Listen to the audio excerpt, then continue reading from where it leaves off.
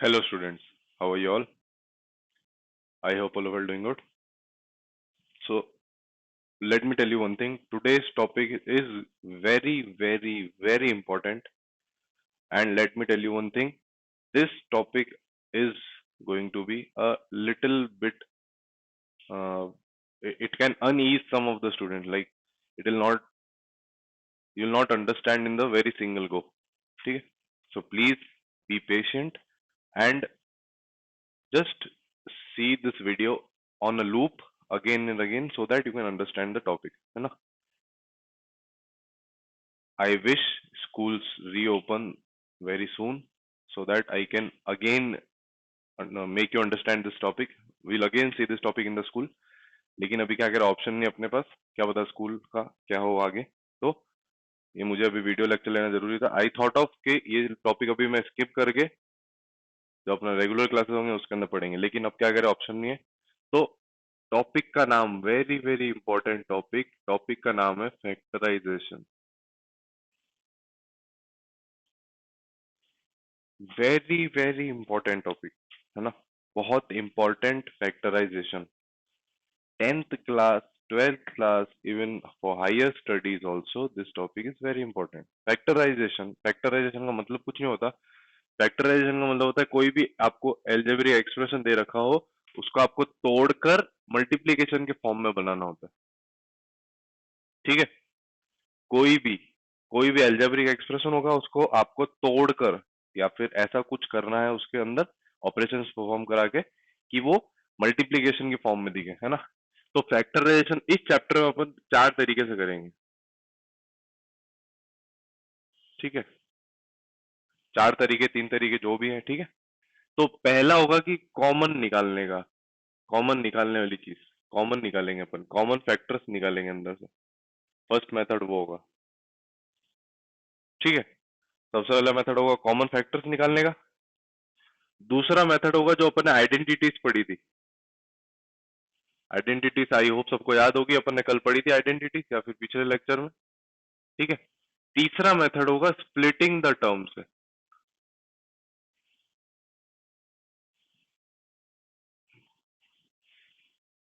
तीसरा होगा क्या, स्प्लिटिंग द टर्म, है ना. ये 3 होंगे फैक्टराइजेशन के मेथड्स. और भी हो सकते हैं तो अपन ऐड कर लेंगे, कोई दिक्कत नहीं है ना. तो ये 3 चीज अपन के फैक्टराइजेशन को करने में हेल्प करेगी, है ना. हेल्प करेगी नहीं बोलूंगा मैं, 3 तरीके हैं करने के, है ना. और 3 तरीके ऐसा नहीं कि कोई भी क्वेश्चन में ये भी लग गया, वो भी लग गया, वो भी लग गया, ऐसा नहीं होता. कोई क्वेश्चन ऐसे होंगे जिसके अंदर सिर्फ कॉमन फैक्टर वाली चीज लगेगी. कोई क्वेश्चन ऐसा होगा जिसके अंदर सिर्फ आइडेंटिटीज वाला लगेगा. कोई क्वेश्चन ऐसे होंगे जिसके अंदर ओनली स्प्लिटिंग द टर्म लगेंगे. मतलब ये तीनों अपने अपने अलग अलग टाइप्स के फैक्टराइजेशन है ना. तो ऐसा नहीं कि तीनों कहीं किसी भी में भी किसी की मर्जी लगा दी, है ना. तो कभी कभी कॉमन फैक्टर चीज लगेगी, कभी कभी आइडेंटिटीज लगेगी, कभी स्प्लिटिंग द टर्म लगेगी. आज अपन देखने वाले सिर्फ कॉमन फैक्टर और आइडेंटिटीज वाले क्वेश्चन, है ना. अपन क्या देखेंगे, कॉमन फैक्टर और आइडेंटिटी. तो सबसे पहले कॉमन फैक्टर्स देख रहे हैं. स्प्लिटिंग द टर्म अपन देखेंगे नेक्स्ट लेक्चर में, नेक्स्ट वीडियो में, क्योंकि ये अपने आप में बहुत बड़ा टॉपिक है, आज नहीं हो पाएगा. तो ये 2 टॉपिक करेंगे, कॉमन फैक्टर और आइडेंटिटी. तो सबसे पहला question, 2x² a plus 4x a², इसको करना है आपको फैक्टराइज. मैंने क्या बोला, इक्वेशन दे रखी होगी, उसको मल्टीप्लीकेशन के फॉर्म में बनाना है ना. मल्टीप्लीकेशन सिंपलेस्ट, सिंपलेस्ट मतलब सबसे सिंपलेस्ट फॉर्म जो भी हो सकता है इसको उस मल्टीप्लीकेशन फॉर्म में बनाना है. तो इसके अंदर अपन अभी पढ़ रहे कॉमन फैक्टर. इसके अंदर ना कोई आइडेंटिटी लगेगी, ना स्प्लिटिंग द टर्म. क्यों, वो जब आप तीनों टॉपिक पढ़ लेंगे तो पता पड़ जाएगा. अभी देख रहे कॉमन फैक्टर, तो अपन इसमें से कॉमन फैक्टर्स निकालेंगे. मतलब इन दोनों के अंदर ऐसा क्या कॉमन है जो अपन बाहर निकाल सकते हैं. तो दिख रहा है यार 2 है, ये भी 2 का मल्टीपल है, तो मैंने 2 कॉमन निकाल लिया. अंदर क्या बचा, x² a प्लस 4 के अंदर से 2 गया तो क्या बचेगा, 2x a². प्लीज ध्यान से देखेंगे, अच्छे से देखेंगे, बहुत इजीली समझा रहा हूं मैं, बहुत क्लियर कट है ना. क्या यहाँ पर अब 2 कॉमन आ सकता है, नहीं, एक 2 आ गया बाहर बस, क्योंकि यहाँ पर 2 नहीं है, यहाँ पर 2 है, तो 2 बाहर नहीं आ सकता. यहाँ पर x है, कितने हैं x, 2. यहाँ पर x 1 है, तो अपन एक x बाहर ले सकते हैं, तो ले लिया, एक x बाहर लो. तो 2x था, अब कितना बचा अंदर, एक ही x. यहाँ पर एक ही x था, तो क्या बचा, सिर्फ 2a².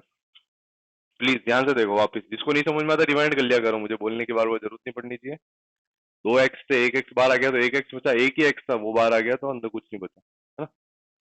क्या मैं और x निकाल सकता हूँ बाहर? नहीं, क्योंकि दोनों के अंदर होना चाहिए वो। कॉमन का मतलब मैंने क्या बोला, कॉमन का मतलब दोनों में होना चाहिए। कोई 3 टर्म होते तो तीनों में होना चाहिए था, 4 टर्म होते तो चारों में होना चाहिए था, है ना।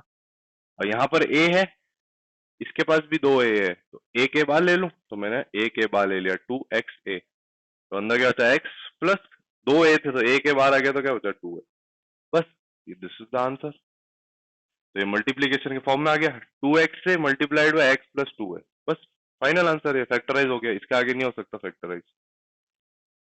आई hope I am very clear with this. ठीक है, नेक्स्ट टॉपिक, नेक्स्ट टॉपिक नहीं, एक और एग्जांपल देखते हैं फैक्टराइजेशन का, ताकि बच्चों को डाउट ना रहे। तो क्वेश्चन है 16x power 4 y power 3 plus 8x power 2 y power 3 minus 12x power 4 y power 2। अब इसको फैक्टराइज करने के लिए बोल रहा है ना। तो इसको फैक्टराइज करेगा, कैसे करेंगे देखते। तो अपन यहाँ पर देखते सबसे पहले आगे के कोफिशिएंट्स। तो कोफिशिएंट्स जब भी आप देखेंगे यहाँ पर, तो आप लोग पाएंगे कि ये सारे, ये देखो ये भी 4 का मल्टीपल है, ये भी 4 का मल्टीपल है, ये भी 4 का मल्टीपल है। तो मैं क्या करूंगा, यहाँ से ले लूंगा 4 कॉमन बार।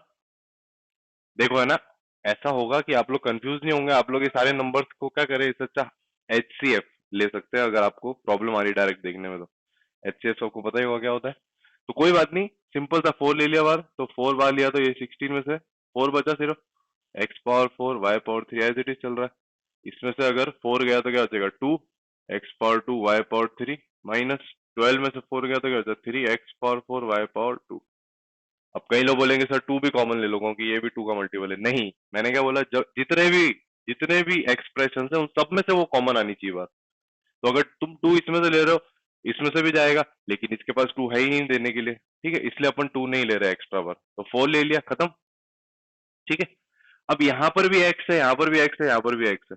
यहाँ पर x कितनी बार है, 4 बार, यहाँ कितनी बार है x 2 बार, यहाँ कितनी बार है 4 बार। तो सबसे मिनिमम किसके पास में, तो इसके पास। तो मिनिमम कितना है, तो 2। तो यहाँ से भी 2 निकाल लेंगे, यहाँ से भी 2 निकाल लेंगे, तो मैंने 4x पावर 2 बाहर निकाल लिया। अंदर बचा यहाँ पर 4 में से 2 x चले गए तो बचा कितने 2, प्लस यहाँ पर 2 ही तो सब बाहर आ गए, अंदर से y क्यूब बचा, minus 3x square y square. अभी तक किसी को डाउट है ना।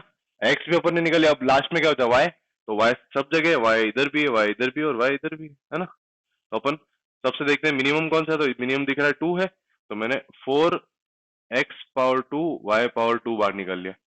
तो x स्क्वायर, ये 2 बार y था, 3 बार y था, 2 निकल गया तो 1 बचा, यहाँ पर 3 बार था 1 बचा, यहाँ पर 2 ही थे तो दोनों बाहर आ गए, है ना। तो बस फाइनल, इसके आगे कुछ नहीं हो सकता। कुछ कॉमन आ रहा है क्या बात, देखो y y, यहाँ पर y नहीं है, x यहाँ पर x है ही नहीं तो कॉमन नहीं आ सकता, 2 2 यहाँ पर 2 है ही नहीं, है ना। This is the final answer. तो कॉमन फैक्टर्स का मतलब है कॉमन आपको बाहर निकालना है, कुछ भी, है ना। कुछ भी का मतलब नहीं होता, वो जितने भी टर्म्स हैं उनके अंदर वो चीज होनी चाहिए, है ना। यहाँ पर 4 सबके अंदर कॉमन आ रहा था इसलिए 4 आया कॉमन बार।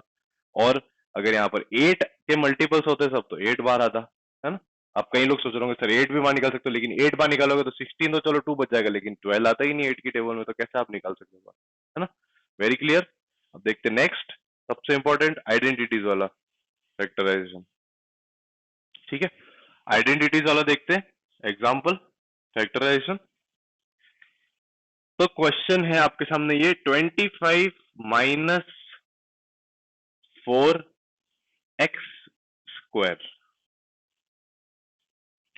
25 माइनस 4x स्क्वायर। अब अपन इसको फैक्टराइज वाले, जो अपन ने सबसे पहले देखा कॉमन फैक्टर, उसके हिसाब से करने की ट्राई करते हैं। 25 और 4x स्क्वायर में से कुछ कॉमन आपको दिख रहा है क्या बाहर? ऑब्वियसली नहीं दिख रहा, इसमें से कुछ कॉमन आएगा ही नहीं बाहर। ना तो 25 4 की टेबल में आता, ना 4 25 की टेबल में आता, ना यहाँ पर x है, यहाँ उधर x है ना। तो यहाँ पर आइडेंटिटी ही लगानी पड़ेगी, है ना। तो आइडेंटिटी ही लगानी पड़ेगी, तो आइडेंटिटी ही लगानी पड़ेगी। तो देखते हैं आइडेंटिटी कैसे लगेगी। तो यहाँ पर आपको दिख रहा है कि अपन ने ऐसा कौन सी आइडेंटिटी पढ़ी थी जिसमें सिर्फ 2 ही टर्म होते थे। अपन ने कौन सी आइडेंटिटी पढ़ी थी जिसके अंदर 2 ही टर्म होते थे, आपको याद होगा अच्छे से, वो थी x square minus y square वाली, जिसके अंदर x plus y into x minus y में अपन उसको फैक्टराइज कर सकते हैं, है ना। तो ये अभी आपको एक्स के फॉर्म में दिख ही नहीं रही, ये भी आपको वाई के फॉर्म में दिख ही नहीं रही। क्यों नहीं दिख रही? क्योंकि इसके ऊपर पावर होनी चाहिए थी। ये भी क्यों नहीं दिख रही? क्योंकि ये जो पावर लिखी हुई है ये सिर्फ एक्स के ऊपर लगी हुई है, 4 के ऊपर भी लगे तो भी समझ में आए बात, हाँ, कि x square minus y square के फॉर्म में। तो देखो ऐसा है कि जब नहीं होती ना कुछ चीज तो अपन बना सकते हैं। मैथमेटिक्स में बहुत अच्छी चीजें होती है। मैथमेटिक्स की सबसे बेस्ट चीज है ये कि आपको अगर कंसेप्ट क्लियर है you can make the thing happen, पर ब्लंडर नहीं करना। ब्लंडर का मतलब ऐसी अनहोनी नहीं करनी जो होनी हो, ठीक है। तो इसको मैं जब कन्वर्ट करूंगा एक्स स्क्वायर के फॉर्म में, मतलब पावर की फॉर्म में कन्वर्ट करूंगा, तो क्या 25 का स्क्वायर लिखूंगा? ये ब्लंडर नहीं करना, आपको यहाँ पर चमत्कार नहीं कराने। 25 को जब मैं स्क्वायर के फॉर्म में लिखूंगा तो लिखूंगा 5 का स्क्वायर। मैंने आपको पहले ही बोला था जब स्क्वायर्स और क्यूब्स पढ़ा रहा था तो 1 से लेके 20 तक स्क्वायर्स और क्यूब्स पता होने चाहिए। 25 किसका स्क्वायर होता है? तो 5 का, है ना। उसी तरह इसको क्या लिख सकता हूँ? 2x का होल स्क्वायर। अभी जो ये स्क्वायर लगा हुआ है ये सिर्फ x का स्क्वायर था, 4 का थोड़ी था। अपन को पूरे y का स्क्वायर चाहिए तो मैंने 2x के होल पावर स्क्वायर लगा दिया। अच्छे से देखेंगे वीडियो को, रिवाइंड कर करके देखना। मैं बोल रहा हूँ guarantee you will get the answer perfect, अगर आप लोग इसको देख रहे हैं और रिवाइंड कर करके देख रहे हैं तो बस ये आपका हो गया एक्स स्क्वायर का x, ये हो गया आपका y। तो इसको अपन फॉर्म में चेंज कर देते तो x plus y into x minus y, simple answer हो गया कंप्लीट। ठीक है, कुछ नहीं किया, इसको एक्स स्क्वायर के फॉर्म में कन्वर्ट किया, पावर में 2 लगा के इसको वैसे किया। बच्चा गलती यहाँ पर ये करता है कि वो इसको 4x स्क्वायर को सोचता है कि ये तो x ये स्क्वायर के फॉर्म में ही है, नहीं है, क्योंकि ये जो स्क्वायर है ये सिर्फ x के ऊपर है। जो अच्छे बच्चे होंगे वो समझ चुके होंगे, जिनको नहीं समझना होगा वो नहीं समझेंगे, कितना भी कर लो, है ना। तो मैंने बोला आपको जिसको नहीं समझ में आ रहा रिवाइंड करो। ये मैंने आपको बोला थोड़ा सा डिफिकल्ट तो नहीं बोलूंगा, लेकिन थोड़ी सी आपको परेशानी हो सकती है उसको दिमाग में डालने के लिए। रिवाइंड कर करके वापस से देखेंगे। एक और एग्जाम्पल देखते हैं, next example 36x square minus 49y square. तो यहां पर भी आपको दिख रहा है कि कुछ कॉमन निकालने की कोशिश करते हैं। तो क्या यहाँ x, यहाँ पर x नहीं है, यहाँ y, यहाँ वहां पर y है, तो कॉमन नहीं आ रहा। 36 और 49 ऐसा कोई टेबल नहीं जिसके अंदर आती हो। तो यहाँ पर अपन इसको चेंज कराएंगे x square minus y square की फॉर्म में, है ना। तो इसको जब मैं x square minus y square की फॉर्म में चेंज करूंगा तो ये हो जाएगा 6x का होल स्क्वायर, ठीक है। और ये क्या हो जाएगा 7y का होल स्क्वायर। यहाँ पर अगर 1 से लेके 20 तक स्क्वायर नहीं आते तो पक्का फंसोगे, कुछ नहीं कर पाओगे।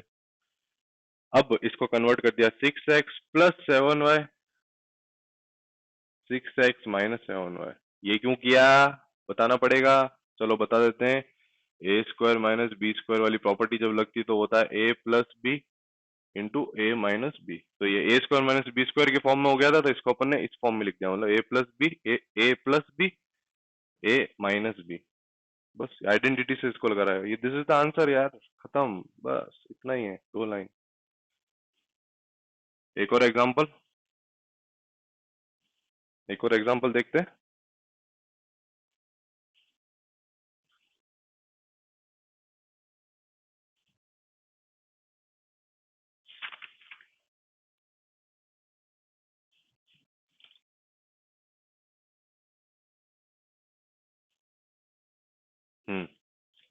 एग्जांपल है ये एक्स, एक्स माइनस 1 का होल स्क्वायर माइनस 1। फैक्टराइज करने का क्वेश्चन है, सिंप्लीफाई करने का नहीं। सिंप्लीफाई का होता तो अपन इसको ए माइनस बी होल स्क्वायर से खोलते पहले, है ना। सिंप्लीफाई नहीं करना है आपको, इसको क्या करना है फैक्टराइज।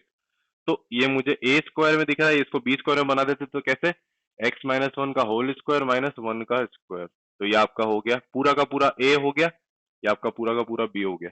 तो ए प्लस बी इंटू ए माइनस बी में खोल देते तो x minus 1 plus 1 into x minus 1 minus 1, ठीक है। तो प्लस 1 माइनस 1 कट गए तो सिर्फ एक्स बचा, और यहाँ पर माइनस माइनस प्लस हो गया तो एक्स माइनस 2। तो दिस इज द आंसर, है ना। देखो कंफ्यूज नहीं होना, वापस से बता रहा हूँ।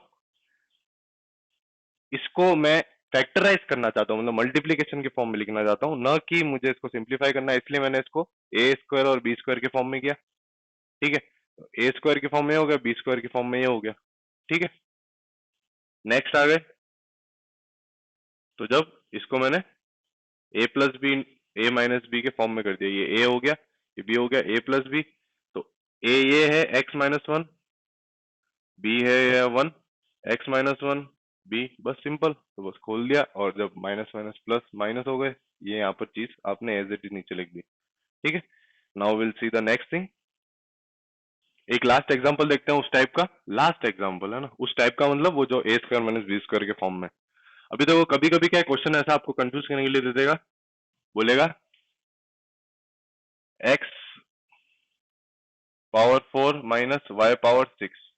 इसको आपको a square minus b square के फॉर्म में जब चेंज करना होगा, तो आप इसको चेंज करोगे एक्स की टू होल पावर टू, ये अपन ने पढ़ा था पावर्स और इंडिसेस में। इसको कैसे चेंज करोगे, y power three whole power two, क्योंकि मुझे स्क्वायर चाहिए ऊपर, इसलिए मैंने सिक्स को थ्री और टू में कन्वर्ट किया।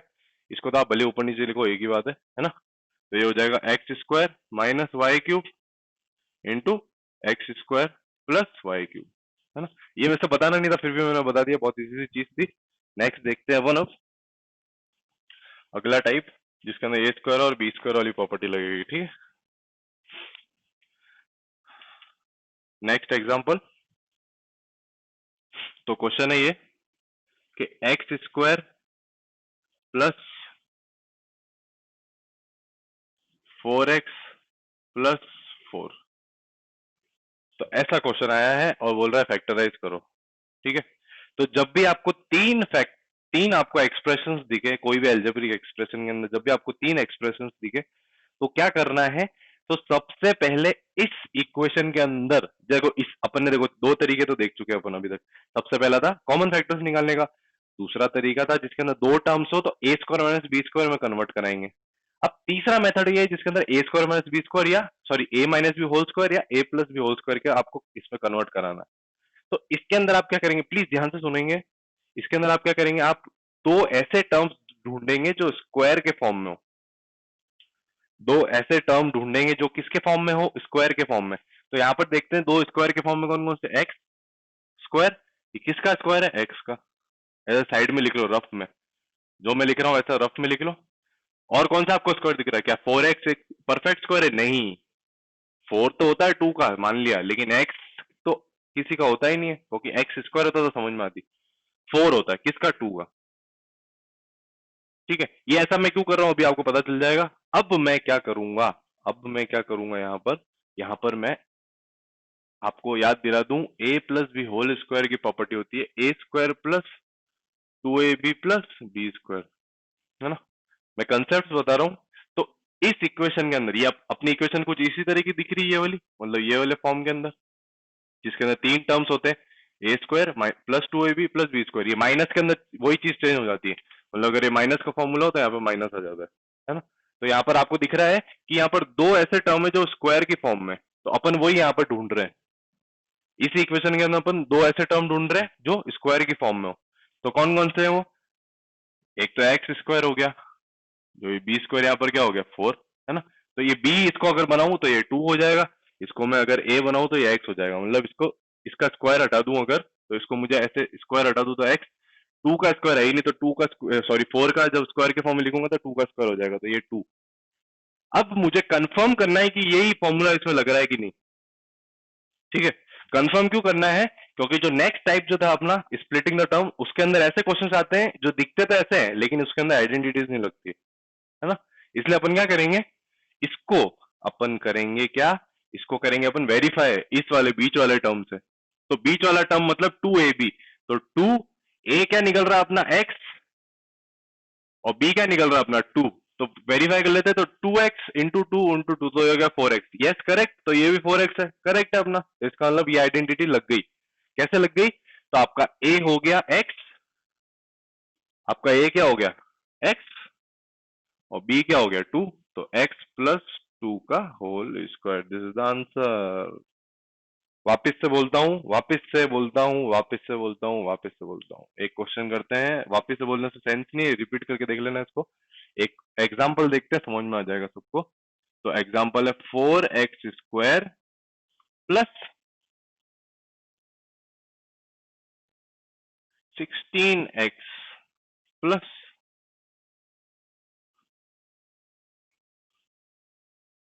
16।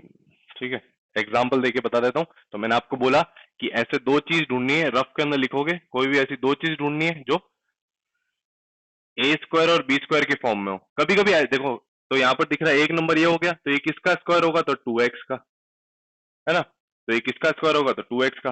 बताना पड़ेगा कैसे लिखूंगा, 2x का होल स्क्वायर करोगे तो ये आएगा 4x²। उसी तरह क्या ये परफेक्ट स्क्वायर है, 16 तो परफेक्ट स्क्वायर है, लेकिन x परफेक्ट स्क्वायर नहीं है। लेकिन यहाँ पर 16 दिख रहा है, किसका होता है, तो 4 का, है ना।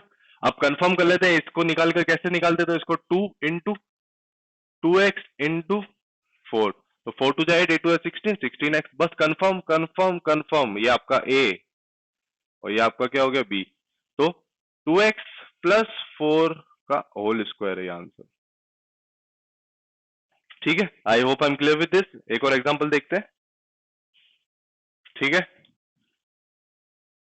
जिसको नहीं भी समझ में आ रहा प्लीज घबराने की बात नहीं है, अच्छा टॉपिक है। ठीक है, एक बार में नहीं भी समझ में आ रहा तो रिवाइंड कर करके देखिए। एक और एग्जांपल, x²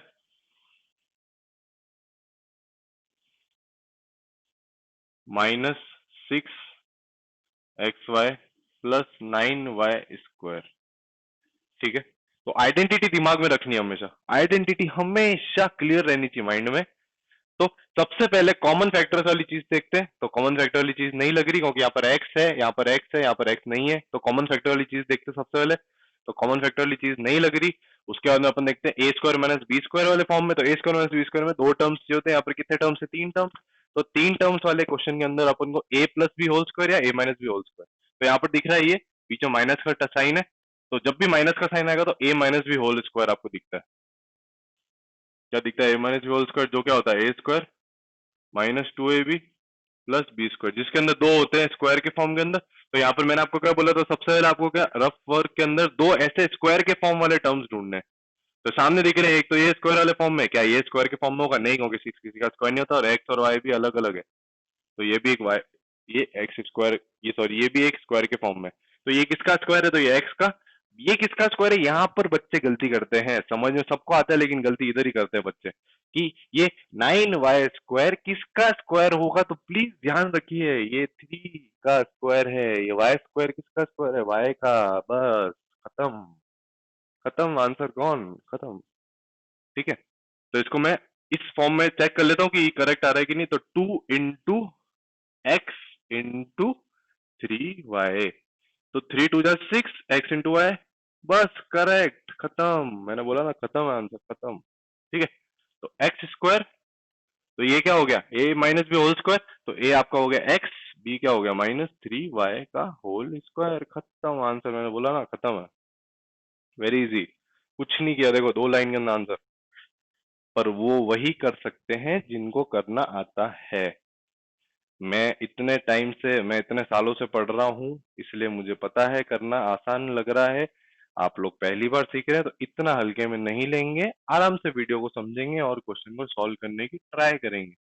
ठीक है, तो घबराना किसी को भी नहीं है, आराम से क्वेश्चन सॉल्व करने हैं और ट्राई करना है कि आंसर निकले। एक लास्ट एग्जांपल करा रहा हूं ताकि सबको क्लियर हो जाए और डाउट ना रहे।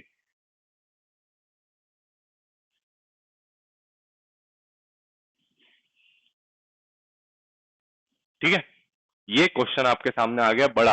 अब कुछ सोचते बड़ा, ओ भाई अब क्या करेंगे, ओ भाई आप ही करोगे, बहुत इजी सा क्वेश्चन है।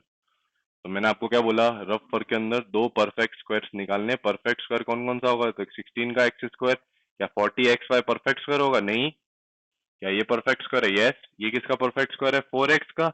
ये किसका परफेक्ट स्क्वायर है, 5y का। ये कैसा है मैं नहीं बताने वाला, 5y और 4x, बहुत इजी चीज है। अब क्या करेंगे, इसको कंफर्म करेंगे -2ab से। तो 2 into 4x into 5y, तो 4 2 जा 8, 8 5 जा 40, x और y, बस खत्म। तो 4x आपका a हो गया और b क्या हो गया, 5y का होल स्क्वायर। ठीक है, अपन वाइज वर्सा चल रहे हैं, इसको अपन उल्टा इसमें कन्वर्ट करा रहे थे, अपन ने इससे पहले वाली एक्सरसाइज के अंदर इससे उसको कन्वर्ट कराया था, है ना। एक लास्ट एग्जांपल करा देता हूँ जिसके अंदर मुझे पता है बच्चे डाउट क्या, मैं तो बोल रहा हूँ 101% बच्चे गलती करेंगे। Last question, last question, x square plus 100 plus 20 x plus 20x। यहाँ पर बच्चे गलती करते हैं, यहाँ पर मैंने क्या बोला, सबसे पहले 3 टर्म्स देख लिए, हाँ भाई अपन को आइडेंटिटी लगानी है। आइडेंटिटी कैसे लगाएंगे, तो रफ वर्क में जाएंगे, तो परफेक्ट स्क्वायर्स ढूंढेंगे। तो ये एक परफेक्ट स्क्वायर है, और कई बच्चों की आदत पड़ गई है देख देख के वीडियो के सबसे लास्ट वाला ही परफेक्ट स्क्वायर होता है। क्या मैंने ऐसे कभी बोला कि लास्ट में ही परफेक्ट स्क्वायर लिखा होता है? क्या 20x एक परफेक्ट स्क्वायर है? नहीं है। क्यों नहीं है? 20 किसी का होता ही नहीं परफेक्ट स्क्वायर, ना x होता है। एक्स स्क्वायर होता तो समझ में आती बात। तो यहाँ पर 100 परफेक्ट स्क्वायर है, तो एक्स स्क्वायर किसका है? एक्स का। 100 किसका है? 10 का। देखो 1 से लेके 20 तक स्क्वायर्स पता होने चाहिए, नहीं पता होंगे तो आगे ये तुम लोग फंसोगे काम करने में।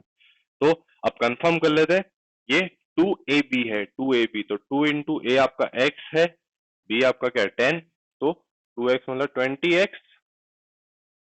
क्या हो गया confirm? Yes confirm, x plus 10 का whole square is the answer. मतलब ये आपका a है, ये आपका क्या है? b। बस खत्म, lecture finish. Thank you so much, have a nice day.